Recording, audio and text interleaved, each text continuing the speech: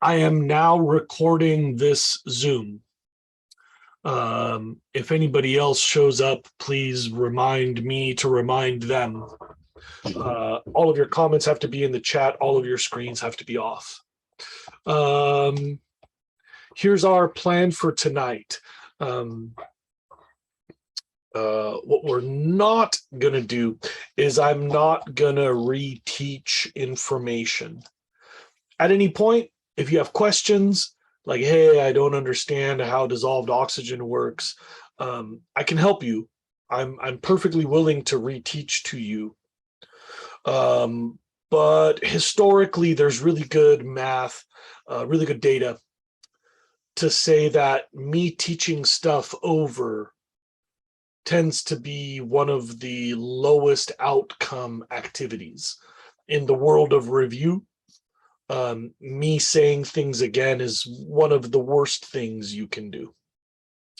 So just so that you're all clear, I won't be reteaching tonight or in future reviews unless you have specific questions. Student who just joined, you have to keep your screen off. Please make sure that your screen is off. And if you have something that you want to ask or say, please use the chat. Student who just joined, please confirm that you heard that. I can't have your video on. You have to use the chat. Okay.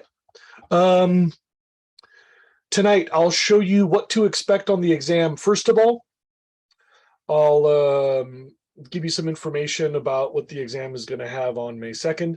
I want to convince you not to worry too much.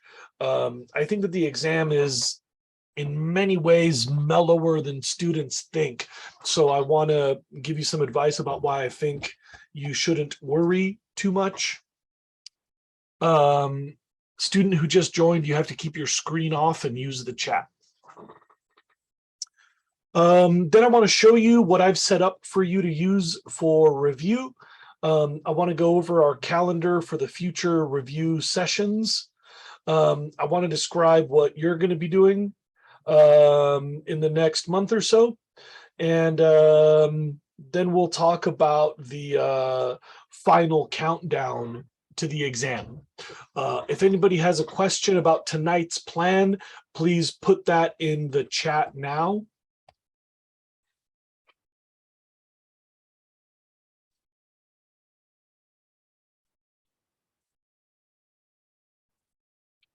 A couple of students just joined. Please make sure that you keep your screen turned off, no video, and please use the chat. That way I can record myself. The person who just asked that question, usually this session takes 1 hour, but it's up to you whether you want to stay for the whole hour. I'll post this to Canvas and I'll show you where that goes in a little while. Person who just posted that, you don't have a name in your identity, so I can't respond more directly. All right. Let's see.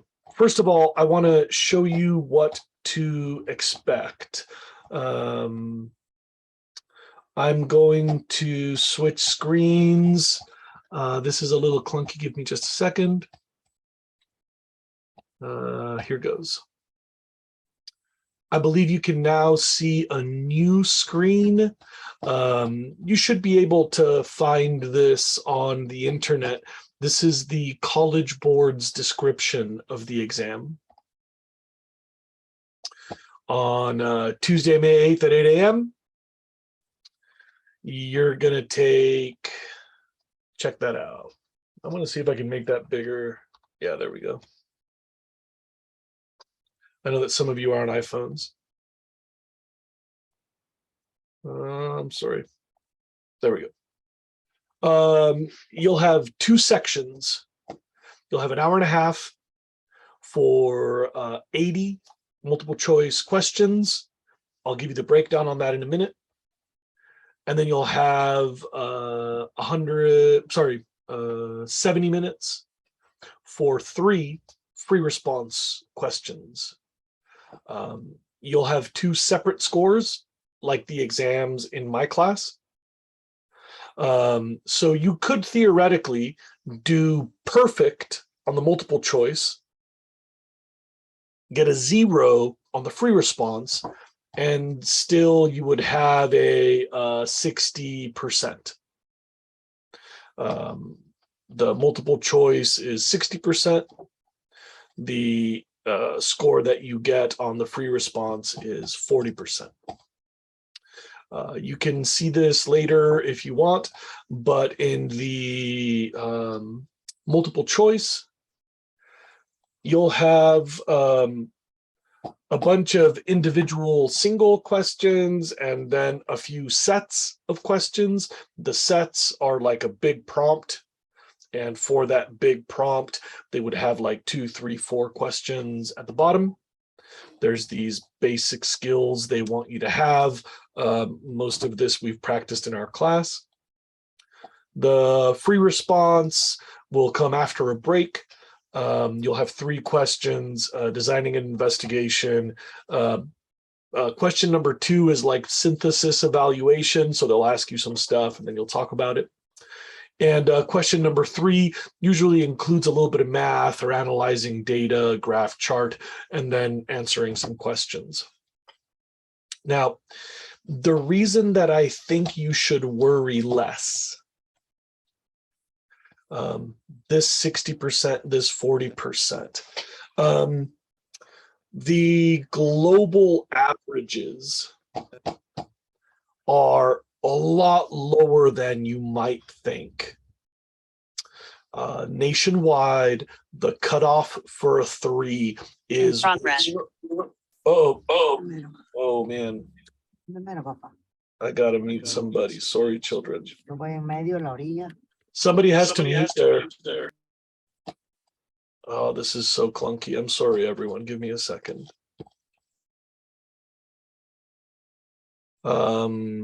Okay, great. The global averages are around a 50% to pass. That's shockingly attainable. There's no upfront prediction of where a 3, a 4, or a 5 is. Somebody asked in the chat, what's the percentage range for 3, 4, 5? We don't know exactly, but it's roughly 50 to 54% for the 3, somewhere in the 60s for a 4, and somewhere in the high 70s, low 80s for a 5. All things considered, your chances of passing are probably better than you would have guessed. I gotta remind you that people take this exam worldwide. It's all one curve. There's a bunch of schools that have a semester system like ours. So even though I hate it, we're not the worst. There's a whole bunch of teachers who are teaching this class for the first time. It's a rapidly expanding course. And so I think the last time I checked, like 10% of teachers teaching it this year are doing it for the very first time.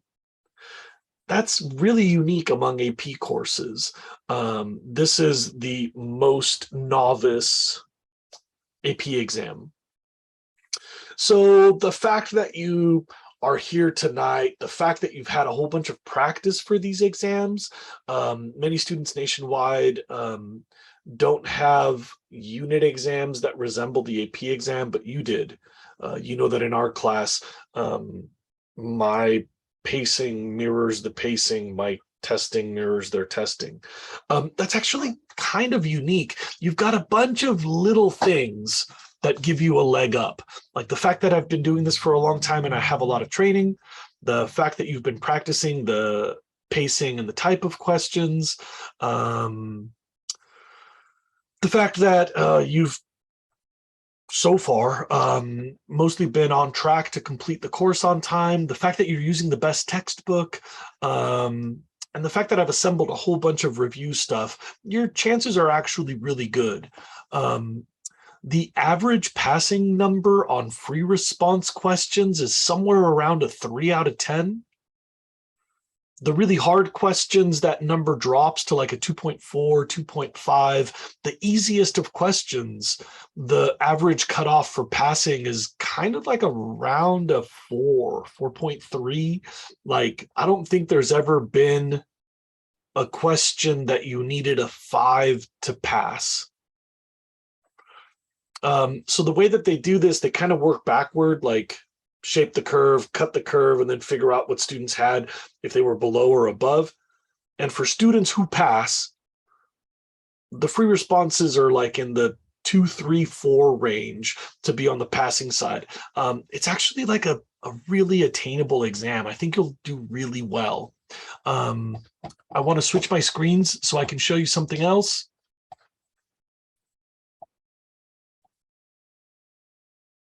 I'm going to try to write really quick. Bear with me. Watch this. Let's see if I can draw, okay? Give me a sec.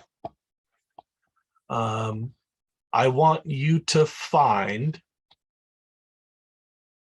your average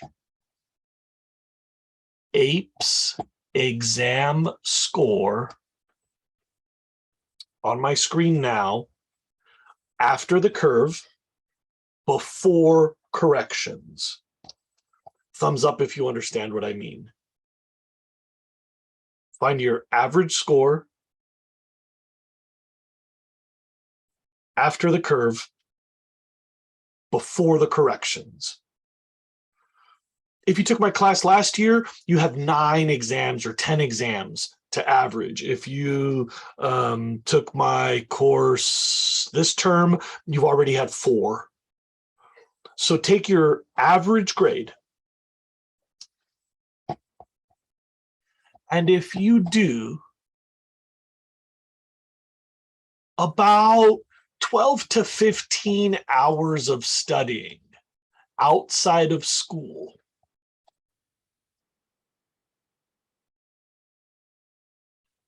the average is 12 to 15.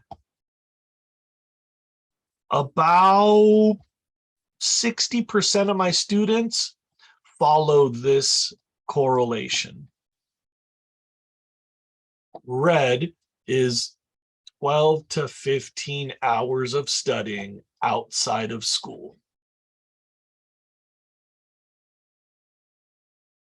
I do a thing at the end of the year where I ask my students this like survey, and then I have this like data sheet, and I print out their scores and I print out their exam average separate from the extra credit. And then this correlation tends to hold for more than half my students. There's always some randoms, right? Some kid who like has been acing all of my exams, but they have horrible diarrhea, or they just broke up with their boyfriend or whatever. They might do really badly. That happens. There's always this like random kid who's been failing my class all year and they get a 5. Like, that happens. But the majority of students with an average amount of study, that's average, will follow this correlation. And now, watch this. If you do like double the normal, maybe up to 30 hours, I've seen a bunch of students over the years do better than that correlation. And for kids who like pretty much do no studying, I often see this pattern. So the color is how much you study. These are your average exams. Sorry, this is really clunky. I apologize for that. These are the average exam scores after the curve, before the extra credit. And these are the average outcomes for my students, given how much they study. First question I see in the chat, this means from this point on, not over the course of what we've already done for studying time, right? And the answer is yes. I mean, what you'll do of the review process outside of the regular course. This amount of time, or no time. Remember, you could always have a bad day, you could always get lucky, but this is pretty solid. More than half my students follow this correlation. Pause me if you need to. Anybody need to put something into the chat? Do it now, please. If you had a question you want to ask me, put it in the chat. If not, I want to move on and show you some other things.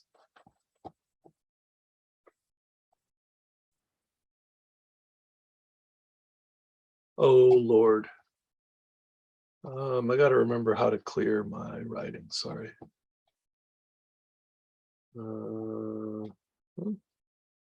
Okay. Yeah. Next, I want to outline how to study.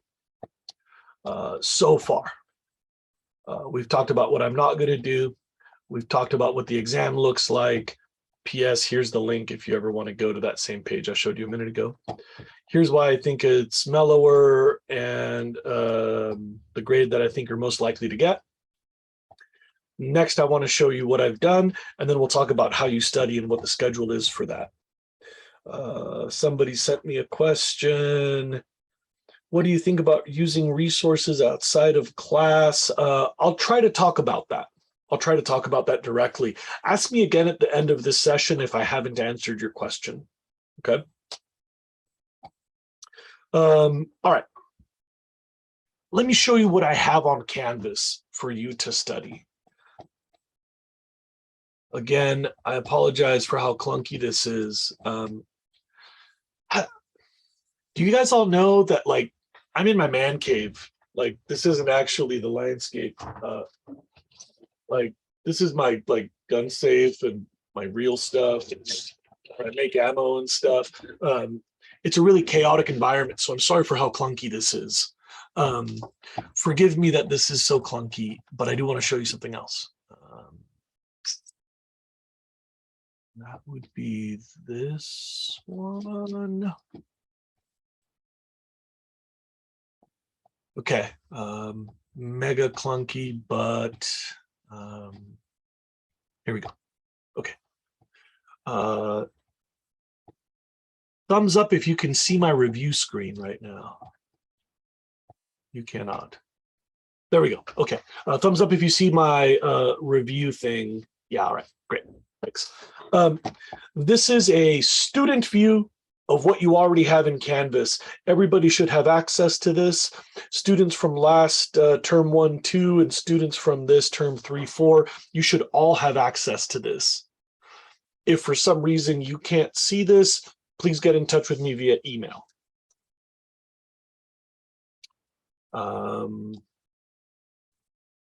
First of all, don't forget your exam date. Second of all, there's a review book that I think is the best. Right now it's in stock, but I gotta tell you, if you wait until the end of April, they sell out really fast every single year. This review book is tiny. It has no BS. It's something like 71, 72 pages. Highly recommend it. If you can't afford it, have your parents write me a note. Like, I'm sorry that we can't afford this. We'd like to borrow one. And as long as your parents know you're doing this, I can just lend you a copy. I have a few spares. All that this review book has is like the entire class, like perfect lecture notes. It's like no riffraff. It's just like bullets for the whole course. It is excellent. The problem you have with review books is most of them are written by people who don't know what's in the class, or they wrote it for the version of the class that was drafted in the late 1990s with all of this like geology and stuff. If you look at most review books, the tests are nonsense. They're not similar to the College Board, and most of the content is not relevant to the current description of the course. This is the one exception. I got paid like $300 to sit in a stupid lab in San Diego and look through all the review books. And me, plus a bunch of other APES teachers, thought this was the best review book. It's, first of all, cheaper. Second of all, way shorter. Third of all, way better. It's just kind of hard to get. You can only buy it on Amazon that I'm aware of. I don't recommend studying directly from anything other than your notes. But if you did a bad job in the atmosphere unit, you should find other sources to beef up your atmosphere notes. I'll talk more about that in a minute. That link is right here in Canvas. Then there's a section where I'm going to post this recording plus the others that I make over the next few Mondays. Here's the recordings from previous Mondays. Here's one that broke. There are practice exams. I'll show them to you. This is some stuff that you could have done over spring break. You could also do that this week. Now, I'm going to show you what's in all these links, but I don't want to spend too much time because I know that you can look this over. But after all of my links, then there's a calendar of what you should be doing.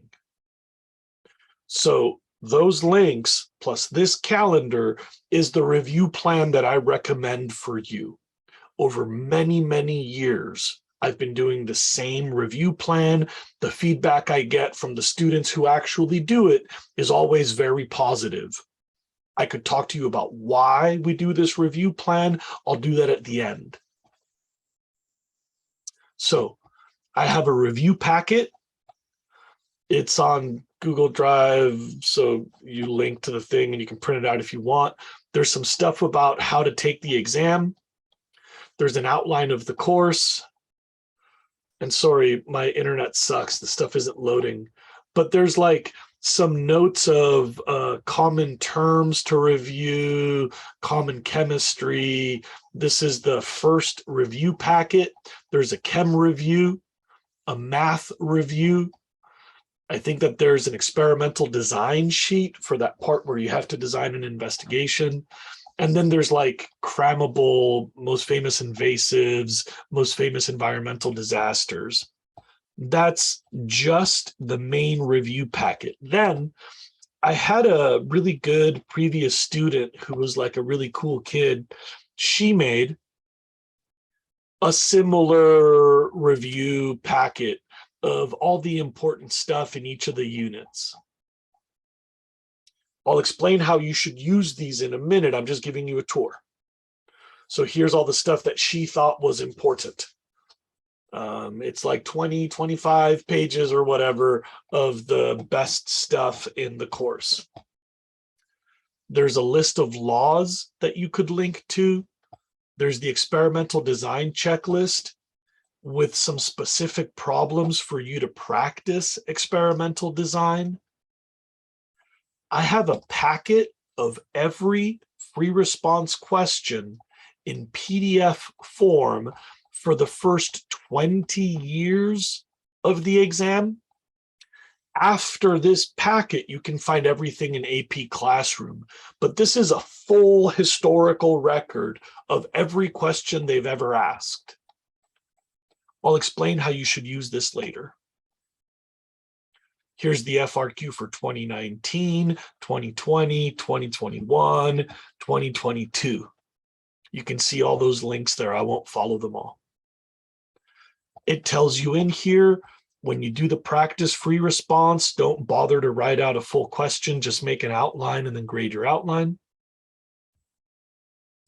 If you prefer, in AP Classroom, I made for you a bunch of tests. They've all been assigned to all of you through AP Classroom. I can't show you what your AP Classroom interface looks like, but write yourself a little note. After this session, you can log into AP Classroom and see all the tests I made for you. Those are practice FRQs and practice multiple choice. If you prefer, I have PDF versions of multiple choice or AP Classroom multiple choice.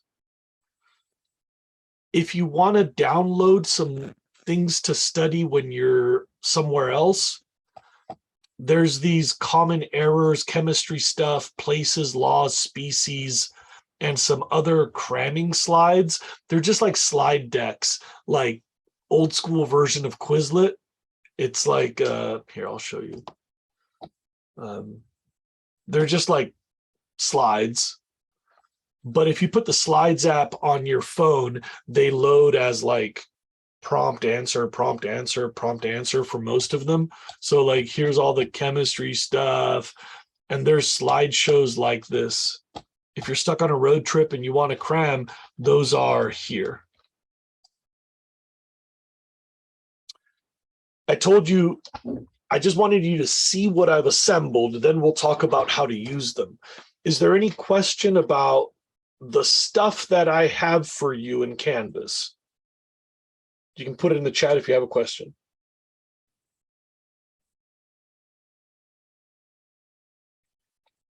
I'm not seeing any questions. So now, the big principle that I feel like a lot of young people don't have, and I didn't have until I did my master's in education, is how your memory works. What's funny is you never forget anything. You just lose that fact. 40 years from now, you'll be shopping at a random supermarket and you'll run into someone and you're going to be like, dude, you look familiar. And then they'll say their name and you're like, I know who you are. And once they've said the name, that's going to light off all these memories. Like, dude, you got in a fight with my boyfriend or whatever.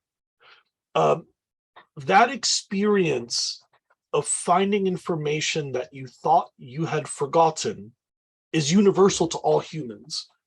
You never lose information, you just lose track. It's like a really cluttered garage. You know the last thing you put in there, but you don't really remember what's on the bottom of the pile anymore. Your memory works that same way. So you don't need more information if you've already learned it. You just need to help yourself remember old stuff. And you can argue about how you're a unique human being and everything, and I value your uniqueness, but all humans, all professions, notes are the best way to remind you of your old knowledge. They have what's called secondary memory cues, so your subconscious kind of follows the thread of all those things that you don't remember that help place that moment in your memory time. So like the way that you wrote, what else was on the paper, other crap that you doodled and stuff, that all helps you remember information. So the best way for you to study for the AP exam is to start with your notes and then make them better. Keep writing on them. Correct your mistakes, add new information, keep using your notes. We're going to talk more about how to do that.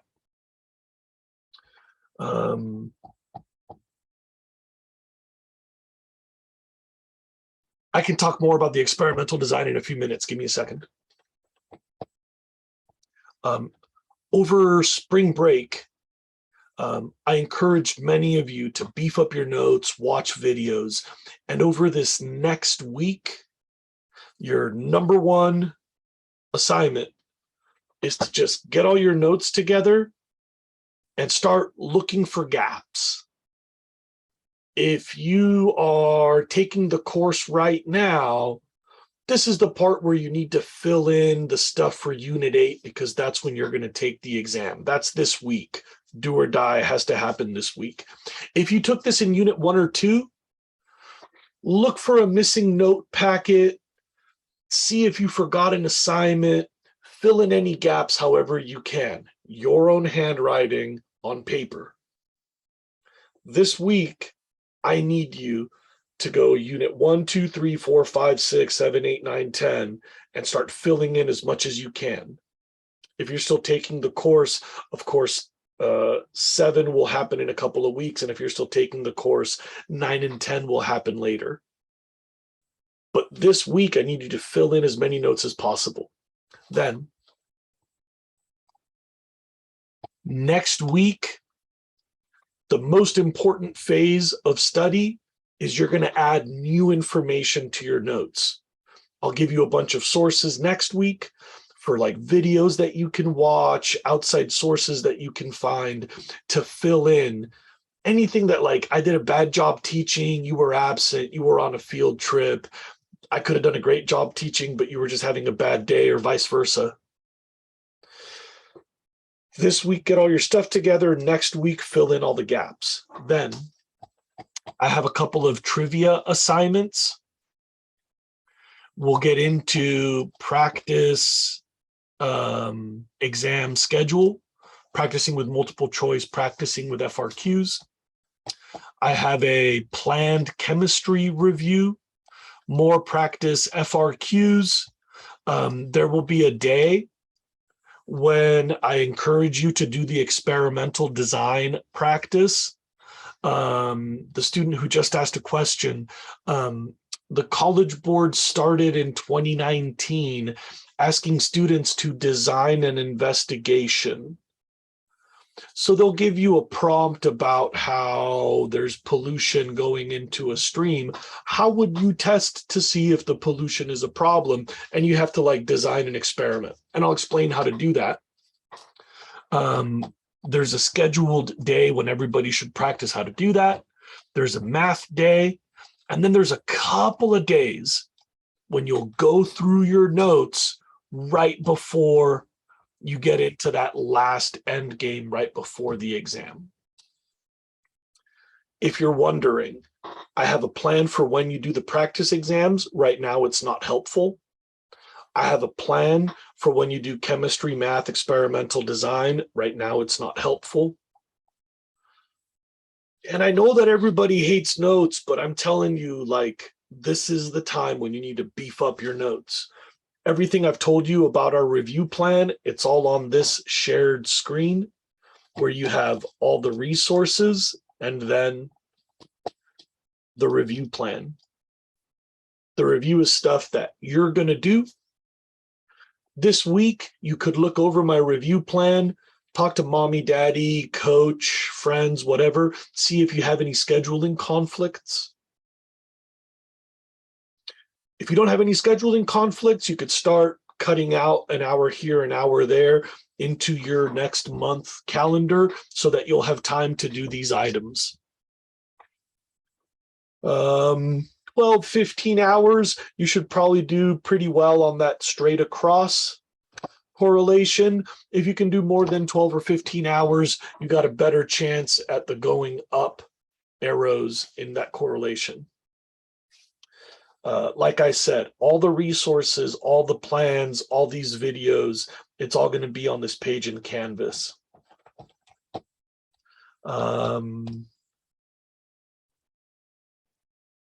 Ask me whatever you want.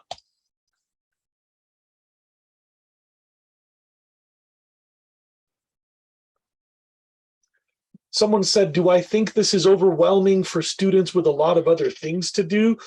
I don't know. I mean, everybody's busy. I get that. Of course, yeah. If you have a lot of things to do, everything is overwhelming. Yeah. Let's see here. Number one, I think school is a joke. Number two, I think AP exams, grade point averages, the college hustle, it's all a scam. So like, if you mean to say whether I think this is healthy and good for you, no, not really. I think you should all drop out of school, join the circus, take some more risks, drive without a seatbelt. Yeah. Now that that's all said, social critiques aside, we're all in a different rat race, right? I'm doing my best to pay for my kids' needs all the time so they can do club sports or whatever. I'm trying my best to help you be competitive in getting into college and get this AP score. And this is the best way I know of to prepare you for the AP exam. I mean that sincerely. My daughter will be taking this class next year, and I'm still going to recommend the same thing to her. I know that she has a lot of things going on. She'll be very busy next year.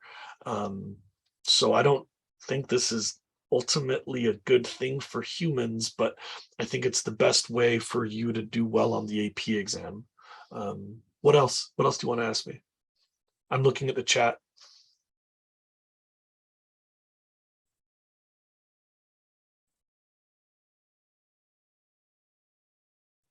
Um, the nice thing about the study setup is you've got like 1, 2, 3, 4 weeks to go.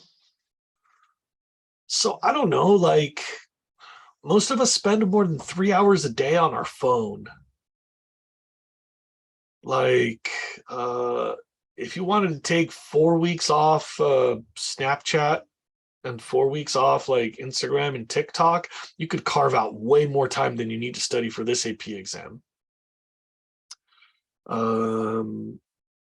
Like if you just want to take your study stuff into the bathroom, like the average human spends like 30 minutes a day sitting on the toilet or something. So if you add all these up, like 30 minutes, like you could pretty much fit all this in to your poopy times. I don't know. I feel really conflicted about this question. It sort of suggests that like if you're overwhelmed, this is my fault, or if you're really busy, that I'm punishing you with this review. This is the best way I can think of for you to review, definitely. I would say if you can carve out like 5 hours a week, you're probably good. So maybe you pick like 1 or 2 lunches to ditch all your homies and spend it in my room or in the library or whatever. Maybe you carve out like Sunday morning, I can just wake up early and bang out a couple hours. I think if you could do 5 hours a week, you'd be hitting the 20-hour mark by the AP exam. That would be pretty generous, I think. Like I said, I think most of us spend at least 15 hours a week on the phone. So it's time that we all have, is just whether we can discipline ourselves to do that. I'm not pointing any fingers. I judge my kids' cell phone time, but I'm doing like 4 hours a day. What else do you want to know? I'm just watching the chats now. All right, well, let me show you a couple other things and then we can wrap it up for tonight. I showed you everything that's in Canvas. Thumbs up if you can see my shared screen right here. Okay, great. Okay, so the next few Mondays, I think we should start at 8 instead of 7. Do you want to give me a thumbs up if 8 would have been better for you?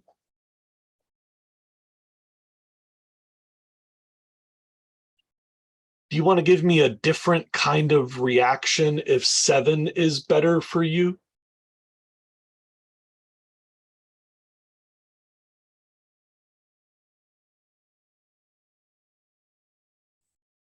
So I saw about 11 people say thumbs up and about 4 say 7 is better.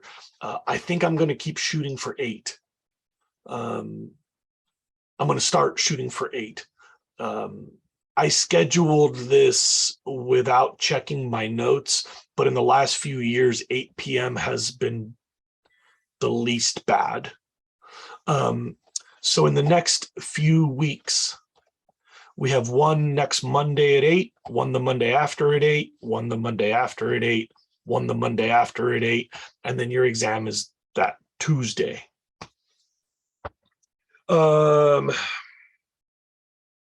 In each of these, I'll just check in, see if I can help you going through that calendar. And I'm always going to be available for questions. You can text me, you can call me, you can drop by my classroom, you can send me an email.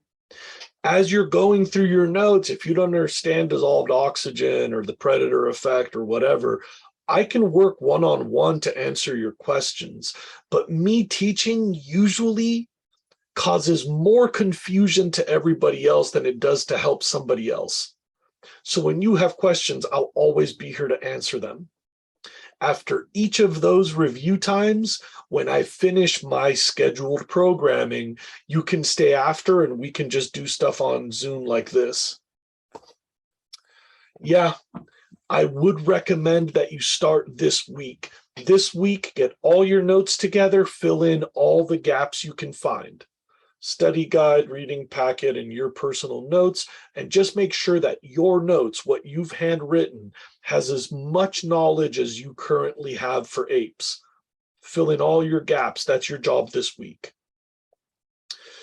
We've got something scheduled for each of the following Mondays. Keep asking me questions.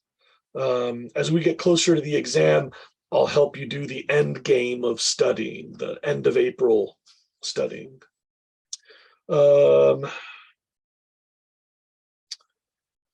So if you've done all the homework, your gaps are the stuff that you got wrong. Like, check your corrections.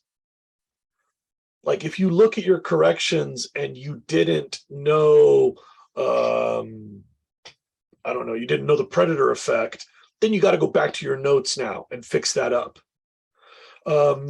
Check your assignments. Like, you can go on Canvas and, like, if you didn't turn in assignment 3.1, like, you need that information on paper. I guess, like, checking your, like, finding the gaps is like literally like where you know you didn't have knowledge good enough in your notes. What else do you want to ask me?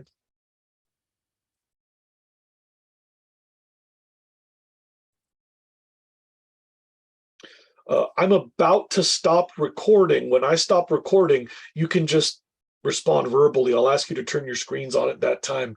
Okay, I got another question. Hold on, don't turn anything on yet.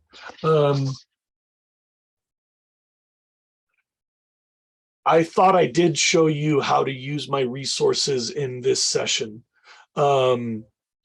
Use all the content references to beef up your notes. We'll talk about the practice exams and stuff when we get to those weeks in the schedule.